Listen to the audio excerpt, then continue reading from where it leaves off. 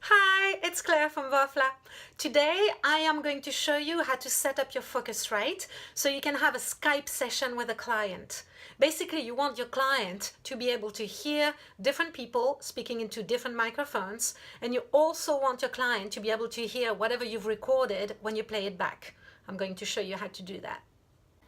First, let me show you the hardware. So this one is a Focusrite 8 Pre, but I believe this would probably work with different devices as long as you have at least 3 inputs. I suspect the Claretts and the Scarletts would probably work the same way.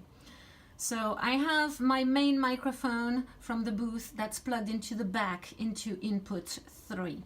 At the front here on input 2, I have my talkback microphone. Now I could have other mics plugged into the other inputs all the way from 2 to 8. That would work. Now what I have in input 1 is a loop. This goes into the back into output 3. So everything from input 2 to 8 is going to come out on output 3, which is going to come back into input 1. And that's because Skype can only detect input 1. So there you have your mix and everything will be heard on Skype. Now we need to set up the software. So this is the Focusrite Control. That's the version that came with my Clarett 8 Pre. Hopefully your version is fairly similar. So you want to go into line output 3. This is where we plugged in the cable that went into the line input 1. So we select line output 3. Sometimes 3 and 4 are lumped together to do stereo. All you need to do is to click on the stereo here and have it unchecked, so you can select only the output 3. Here are basically all your hardware input. So in input 1, because this is the loop, you want to mute it and you want to have it down all the way to the minimum. This is to avoid having some feedback. Then I have the input 2, analog 2, that's where I put my talkback microphone. You can rename this the way you want. Then I've got the input 3, that's where I put my Neumann microphone. This is the microphone that's inside the booth. And if I had other microphones, I could just add them here all the way to 8.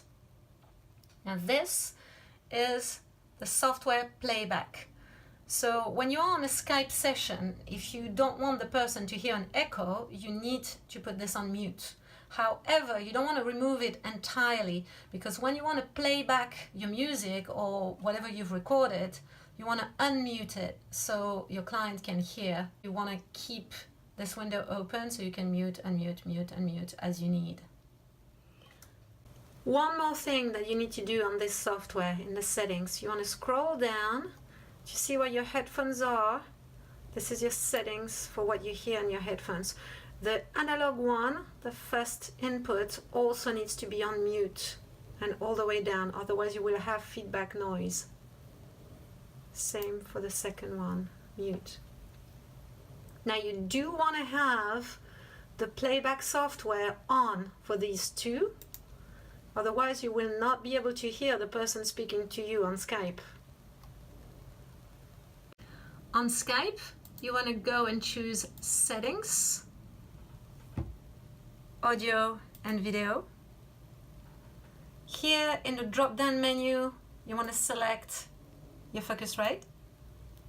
Same for the speakers.